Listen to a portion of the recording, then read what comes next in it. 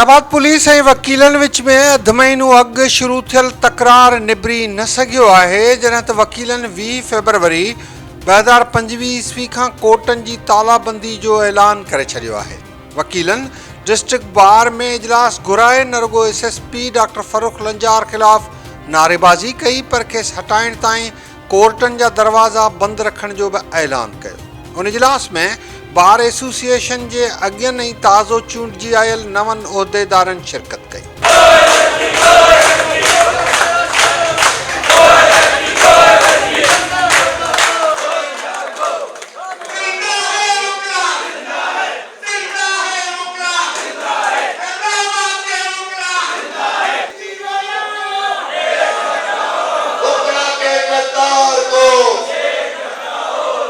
तमाम वकीलनि जी राय आहे ऐं यूनानिमस फ़ैसिलो आहे। बॉडी हुजे, जेके असांजा दोस्त इलेक्शन हाराए विया उहे हुजनि या जनरल वकील हुजनि, त इहो थियो आहे त सूमर खां मुकमल कोर्टनि खे तालाबंदी कई वेंदी, थर्सडे खां मुकमल तालाबंदी कई वेंदी ऐं ॿियनि ॿारनि खां बि असां एक्सपेक्ट कयूं था त उहे असां सां गॾु बीहंदा, असांजे मौक़िफ़ ते बीहंदा ऐं तक़रीबन तॾहिं सिंध जूं अदालतूं कमु ओसी ताईं सरेंडर कयूं जेसीं ताईं असांजा मसइला हल न थींदो ऐं हीअ SSP हितां खां न वेंदो।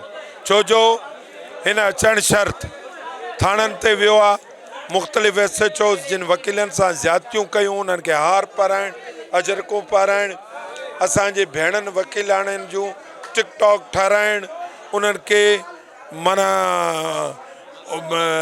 असां सभिनी जी इज़त जी तज़लील करणु, असांखे तज़लील करे वियो आहे।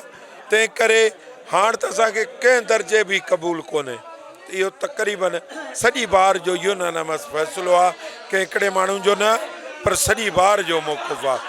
तमामु बारूं असांजे हिन मौक़िफ़ जी ताईद कनि ऐं महिरबानी करे ऐं जॾहिं पाण यूनाइटेड हूंदासीं तॾहिं कुझु थींदो ऐं हिकिड़ो ई मैसेज, हिकिड़ो ई स्लोगन वञणु घुरिजे कराची खां वेंदे कश्मीर ताईं ऐं इंशाअल्लाह ताला पाण सभु गॾु आहियूं। तमामु जिन दोस्तनि फ़ोनूं कयूं आहिनि, कॉलूं कयूं आहिनि त गॾु आहिनि, उन्हनि जी महिरबानी। पार्टी के साथ ये तय पाया है कि जब तक SSP साहब का ट्रांसफ़र नहीं होता, जब तक कोर्टों को ताला लगा देंगे। हैदराबाद की कोर्टों को और फिर तमाम सिंध की कोर्ट्स से गुजारिश करेंगे, वहाँ के जो बार एसोसिएशंस हैं कि वो भी अपने अपने जो है कोर्ट्स के अंदर वो स्ट्राइक कॉल करें और फिर उसको ताला लगाएं। मुतालबा एक ही था SSP साहब के ट्रांसफ़र का, लेकिन वो रुक गया मामला। लेकिन जिस हिसाब से, जिस तरीके से SSP साहब की वापसी हुई है, जिस हिसाब से उन्होंने जो है वो वकीलों के जज्बात को उभारने की कोशिश की है, उनको इंसल्ट करने की कोशिश की है, टिकटॉक्स बनाए, एक ये तजलील की सूरत के अंदर आया है, तो ये किसी भी सूरत में वकीलों को काबिल कबूल नहीं। सिर्फ यहाँ के वकीलों का नहीं, पूरे सिंध के वकीलों को कबूल नहीं होगा, पूरे पाकिस्तान के वकीलों को कबूल नहीं होगा। इंशाल्लाह सबसे गुजारिश करेंगे और सारी बार एसोसिएशन से रब्ता करेंगे, वो इंशाल्लाह साथ देंगी और फिर सारी कोर्टें बंद करेंगे। अज जो एक इजलास हो सिंध गवर्नमेंट जी हट धर्मी इन SSP जी जेका ना अहल SSP असांजे मुसलत आहे उनके खिलाफ़ वो यूनानिमसली इजलास में डिसाइड थियो आहे त फ्रॉम थर्सडे जेको आहे वर्क कोर्ट जेको आहे सस्पेंड रहंदो जेसीं ताईं हिन जो ट्रांसफ़र न थींदो। वो ॿारूं आहिनि, उन सभिनी खे रिक्वेस्ट कंदुसि त हैदराबाद बार जो साथ ॾियो ऐं पंहिंजे पंहिंजे शहरनि में पंहिंजे पंहिंजे ॿारनि खे जेको आहे कोर्ट्स में वर्क सस्पेंड करायो। इजलास जेको थियो ऐं सभु दोस्त गॾु हुया, असांजा प्रीवियस बॉडी, हीअ बॉडी जेके बार जा मेंबर आहिनि तक़रीबन सॼी जेका आहे बार असांजी सभु गॾु हुया। जेको बार फ़ैसिलो कयो आहे उन ते असां मुतफ़िक़ आहियूं ऐं इंशाल्लाह थर्सडे खां जेको आहे बाइकाट हूंदो ऐं जेको आहे कोर्टुनि जी हड़ताल हूंदी। जेसि ताईं SSP जी ट्रांसफ़र नथी थिए तेसि ताईं जेको आहे इहो असांजो बाइकाट जारी रहंदो। अच्छा ॾिसो, हिन में अॼु एमरजेंसी हिकिड़ो इजलास घुरायो वियो तमामु वकीलनि जो, रिक्वेस्ट कईसीं जंहिंमें मशहूरु आहियूं त डिस्ट्रिक्ट बार जी बॉडी बि हिन में पार्टिसिपेट कयो। पोइ हिकिड़ो जनरली हिकिड़ी शइ डिसाइड थी त परीहं खां कोर्ट्स बंदि हूंदियूं, कंहिंजे लाइ बि तालाबंदी थींदी पूरी कोर्ट्स जी, कंहिंखे बि अंदरि न अचणु ॾिनो वेंदो अनलेस SSP हैदराबाद फ़रूख लंजार जो जेको असांखे चयो वियो त इन जो ट्रांसफ़र न थींदो तेसि ताईं नो कोर्ट्स। जजिस लाइ बि कोर्ट बंदि लिटिगेंट्स जे लाइ बि कोर्ट बंदि, पुलिस वारनि जे लाइ त उहो ई कोर्ट बंदि आहे। तेसि ताईं कोर्टूं बंदि रहंदियूं जेसि ताईं इहो नथो वञे। असांजो मुतालबो अगरि न मञियो वियो असां पंहिंजो दाइरो अञा वधाईंदासीं। पोइ थी सघे थो त असां हाई कोर्ट बि बंदि करियूं। उन खां पोइ असां पूरे सिंध जूं कोर्टुनि खे रिक्वेस्ट कंदा आहियूं, बार एसोसिएशन्स खे, त पंहिंजूं कोर्ट्स बंदि कनि।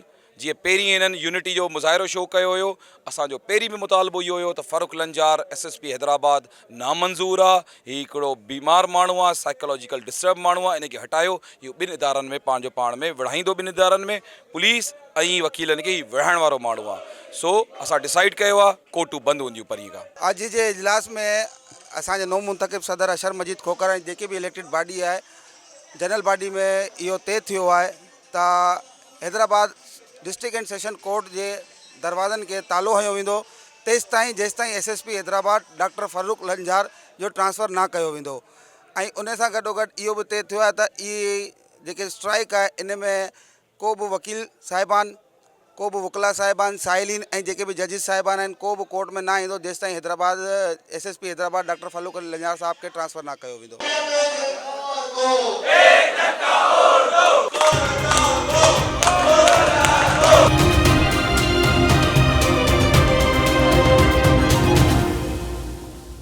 अध महीनो अॻु जॾहिं हिकु वकील जी गाॾी चालान थियण तां पुलिस ऐं वकीलनि विच में तकरार शुरू थियो हो, तॾहिं वकीलनि SSP ऑफिस जे अहाते में पहुची राति जो एहतजाज खां पोइ ॿ ॾींहं बाईपास ते बि धरणो हयो। उन धरणे खां पोइ SSP डॉक्टर फ़ारूक लंजार 8 ॾींहंनि जी मोकल ते हलियो वियो हो।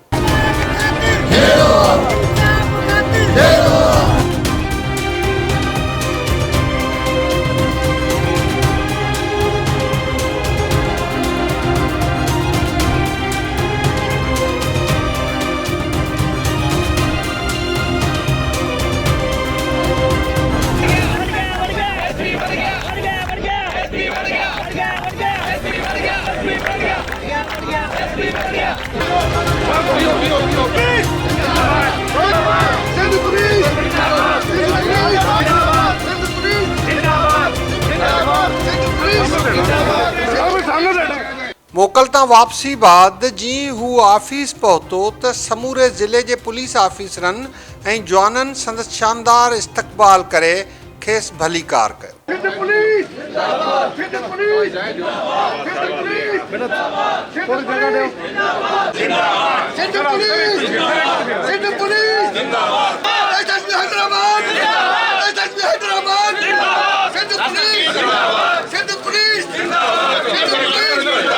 डॉक्टर फ़ारूक लंजार मथां न रुगो मणे गुल निछावर कया विया, पर खेसि पटको पाराए गुलदस्ता, लुंगियूं ऐं अजरकूं बि तोहफ़े में ॾिनियूं वियूं।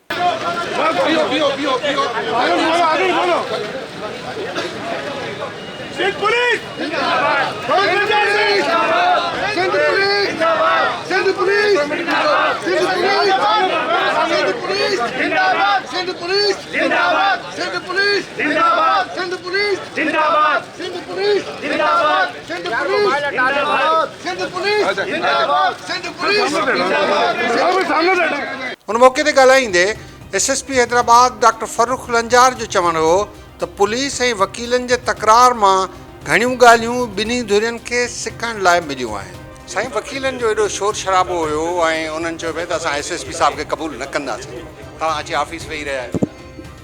असांजा दोस्त आहिनि, मोस्ट वेलकम अचनि। असां त उन्हनि खे इलेक्शन ते बि मुबारकबाद ॾिनी ऐं इन में जेके बि संजीदा एलिमेंट्स आहिनि, मेजॉरिटी आई एम श्योर त संजीदा ऐं इनलाइटेंड वकील आहिनि, उहे इहा ॻाल्हि रियलाइज़ कनि था त इहो को इशू ई कोन हो। ऐं मां त बल्कि इहो सम्झंदसि त इन मां हिकिड़ी बहितरी जो हिकिड़ो आगाज़ थींदो ऐं हिकिड़ो सुठो रिलेशनशिप डेवलप थींदो। न सिर्फ़ु हिक ॿिए जो असां एतिराम कंदासीं, इहो बि रियलाइज़ कंदासीं त जिथे को माण्हू ग़लति करे थो, चाहे उहो पुलिस वारो हुजे चाहे वकील हुजे, ग़लति खे ग़लति चऊं, ऐं जिथे को इलीगल एक्ट करे थो त उन में पाण अॻिते वधी कार्रवाई करणु खपे। मतिलबु इहो उअं ई थींदो त को पुलिस वारो ग़लति कमु करे थो ऐं मां हुनखे सपोर्ट कयां त इहा ग़लति ॻाल्हि थींदी। त ज़ाहिर आहे इहे सेम सेंटिमेंट्स मां उन्हनि खां बि एक्सपेक्ट कंदसि ऐं मां पुरुमीद आहियां, बल्कि मूंखे यकीन आहे त इंशा अल्लाह ताला अञा वधीक बहितर तरीक़े सां शयूं ईंदियूं, हिक ॿिए जा जेके इशूज़ आहिनि असां वेही करे डिस्कस कंदासीं, जेके पुलिस खे प्रॉब्लम्स पेश थींदा आहिनि उहे खोड़ सारियूं शयूं तव्हां ॾिठियूं इन पीरियड में, इहे शयूं जेको मुसलसल थी रहियूं आहिनि रुॻी साम्हूं आयूं आहिनि, रुॻी खुली करे साम्हूं आयूं आहिनि। ऐं इन सेम टाइम जेके असांजा वकील दोस्त आहिनि उन्हनि खे बि जेके प्रॉब्लम्स आहिनि पुलिस सां, जिथे पुलिस ज्यादती करे थी, नाइंसाफ़ी करे थी, we are open to self correction. मां रियलाइज़ कयां थो खोड़ सारियूं शयूं असांखे इम्प्रूव करण जी ज़रूरत आहिनि ऐं इंशाल्लाह असां पंहिंजे पाण खे बि इम्प्रूव कंदासीं। ऐं सेम मूंखे तवक़ो आहे जेकी असांजी नई चूंडियल बॉडी आई आहे त उहे रेसिप्रोकेट कंदा। हीउ जेको असां वटि कानून खां अॼु जेको क्लास आहे ऐं वकील साहिबनि उन ते बि ज़बरदस्त नमूने सां पंहिंजो हिकिड़ो मौक़िफ़ रखियो आहे, उन दुरुस्त बि आहे। उन्हनि खे कीअं कंदो जेके कानून खां पाण खे बिना अॼु था सम्झनि माण्हू, उन्हनि में ख़ासि तौर ते उहे माण्हू जेके MPA MNA सियासतदान ऐं ब्यूरोक्रेट्स आहिनि, जेके पाण खे कानून जो त मातहत सम्झनि ई न। तव्हां सही था चओ ऐं मुंहिंजो इहो ई मौक़िफ़ आहे त को बि कानून खां बालातर कोन्हे, भली केर बि हुजे। ऐं इन इंसिडेंट खां पोइ इहा शइ अञा वधीक ज़ोरो शोर सां साम्हूं आई आहे, माण्हुनि रियलाइज़ कयो आहे त भली केर बि हुजनि, भली केतिरा वॾा माण्हू छो न हुजनि। ऐं इन में सुठी ॻाल्हि इहा आहे त चीफ मिनिस्टर साहिबु ऐं सीनियर मिनिस्टर साहिबु ऐं होम मिनिस्टर साहिबु उन्हनि पाण साम्हूं अची इहा ॻाल्हि चई आहे त असां जी तरफ़ां को अहिड़ी शइ हुजे, असांजी फैमिली मां को अहिड़ो माण्हू हो ॻाल्हि करे त तव्हां उन जे ख़िलाफ़ु कार्रवाई कयो। त मां सम्झां थो तमामु ख़ुशाइंद ॻाल्हि आहे ऐं इहा शइ सभिनी ते लागू थियणु खपे।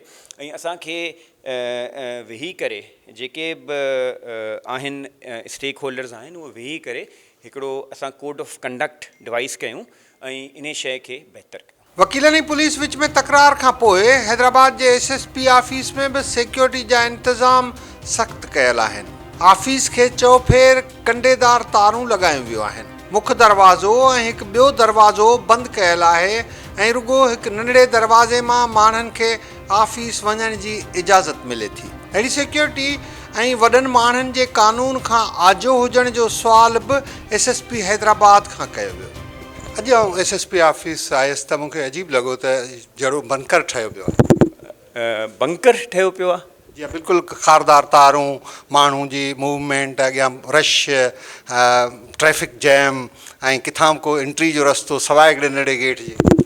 ॾिसो असांजा खोड़ दोस्त हुआ जेके आयल हुआ, साफ़ी दोस्त हुआ तव्हां जहिड़ा, असांजा बिज़नेस कम्यूनिटी जा लीडर्स हुया, सिविल सोसाइटी जे मुख़्तलिफ़ शोबनि खां माण्हू आयल आहिनि। त रश तारा उन जे करे हुयो, मामूल खां वधीक माण्हू आयल हुआ, जेके डिफरेंट ऑफिसर्स हुआ हैदराबाद पुलिस जा, उहे हिते मौजूदु हुआ।